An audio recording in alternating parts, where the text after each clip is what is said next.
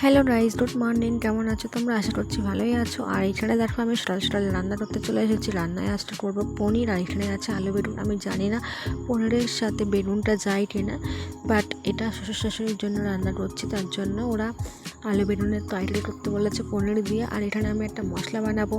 তো এই মশলার মধ্যে দেখো আমি দুটো লঙ্কা, কাঁচা লঙ্কা, একটা পনির, টমেটো, তারপরে দেখো কয়েক টুকরো আদা, দু টুকরো তিন টুকরো আদা, আর এখানে দেখো দিয়ে দিচ্ছি সামান্য একটু পোস্ত। তারপরে মশলাটা আমার পেস্ট করা হয়ে গেছে। তারপরে দেখো চলে আসলাম গ্যাস জ্বালাতে। গ্যাসটা জ্বালিয়ে কড়াইটা বসালাম। তো কড়াইতে একটু তেল দিয়ে দিয়েছে, তার মধ্যে দিয়ে দিচ্ছি একটু লবণ আর হলুদ। এটাতে পনিরটা একটু ভেজে নেব। ফোনটা এক হাতে ধরে না ভিডিও করতে আর রান্না করতে অসুবিধা হচ্ছে, তার জন্য দেখো তেলের মধ্যে ফেলবো কি ফেলে দিলাম হচ্ছে এক সাইডে কড়াইতে, তাতে কোনো ব্যাপার না। এবার হালকা করে পনিরগুলো আমি ভেজে নিচ্ছি। দেখো তারপরে এই যে পনিরগুলো আমি দিয়ে দিলাম। তো এবার হালকা করে ভেজে নিলাম পনিরগুলো ভাজা আমার হয়ে গেছে। তারপরে আমি আবার কড়াইতে তেল দিয়ে দিলাম। কড়াইতে তেল দিয়ে এবার তেলটা গরম হওয়া পর্যন্ত একটু ওয়েট করে তারপরে দিয়ে দেবো। দেখো আমার কাছে যা যা আছে আমি তাই দিয়ে রান্না করছি। যা যা বাড়িতে আছে আমি জানি না কি লাগে না লাগে আদৌ, তো যেটুকু আমি জানি যেটুকু বাড়িতে আছে সেটুকু হচ্ছে দিয়েই আমি রান্নাটা করছি। আর এখানে আমি তেলের ওপর দিয়ে দিয়েছি এলাচ, শুকনো লঙ্কা আর জিরে ফোড়ন। তো এবারে আমি দিয়ে দেবো তেলের ওপর সবজিগুলো। তো আমি আগে সবজিগুলো ভেজে নিয়ে রাখতে মনে নেই, তার আগে আমি সবজিগুলো দিয়ে একেবারে মশলা দিয়ে কষিয়ে নিয়েছি। ভেবেছিলাম সবজিগুলো আমি আগে ভেজে রাখবো, সেটা হয়নি, ভুলে যাচ্ছিলাম। তো তারপরে দিয়ে দিচ্ছি এখানে পরিমাণ মতো হলুদ, লবণ। তারপরে এইগুলো একটু ভাজা ভাজা করে নেব। ভাজা ভাজা করে নিয়ে তারপর একটা মশলাটা পেস্ট করেছিলাম, সেই পেস্টটা আমি দিয়ে দিলাম এখানে।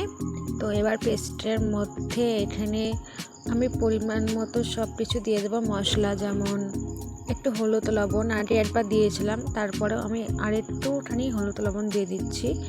আর দিয়ে দিচ্ছি জিরে গুঁড়ো। তো এই মশলাগুলো দিয়ে আমি এই আলুটা আর বেগুনটা একেবারে কষিয়ে কষিয়ে তেল ছাড়বে যখন, তখন জল দিয়ে দেবো। তারপরে দেখো আমি এটা কষাচ্ছি রান্নাটা ভালো করে কষিয়ে কষিয়ে কষিয়ে তারপরে যখন শুকনো শুকনো হয়ে আসবে, দেখো এখন আমার জল ঢালার টাইম হয়ে গেছে। তো আমি এখন জল ঢেলে দেবো। আর এই ভিডিওটা দেখে যে যে আমাকে ভালো ভালো কমেন্ট করবে আমি তার নাম নেক্সট ভিডিওতে নেব। তো এই যে আমার জল ঢালা হয়ে গেছে, এটা আমি এবার চাপা দেব। তো এই যে ঢাকনা চাপা দিয়ে আমি কিছুক্ষণ ফুটিয়ে নিয়েছিলাম, আলুটা যতক্ষণে ডলে ততক্ষণ। তো এই যে এখন নেড়ে চেড়ে দেখলাম যে পনিরটা দেওয়ার টাইম হয়ে এসেছে, আলু বেগুনটা ডলে গেছে। তো এবার আবার একটু আমি এটা ফুটতে দেব। তার আগে দেখো আমি একটু এখানে ভালো করে দেখে নিচ্ছি যে কতটা কী হলো। তো তারপরে দেখে নিলাম যে মোটামুটি হয়েছে।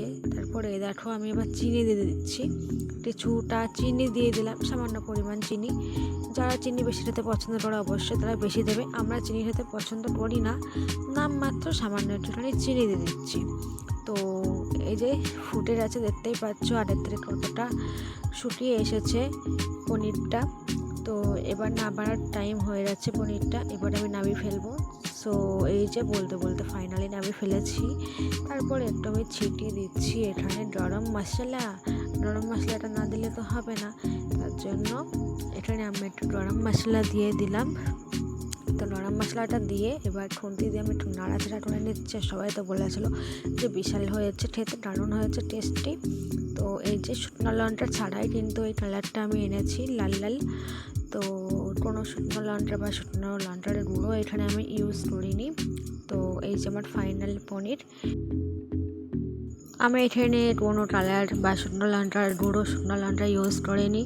কালারটা একেবারে ঝাল ঝাল লাল লাল লাগছে। তো টমেটো দিয়েছি একটা, ওটাই, আর কিছু না। আর কেমন হয়েছে আজকের ভিডিওটা অবশ্যই কমেন্ট করে আমাদের জানিও।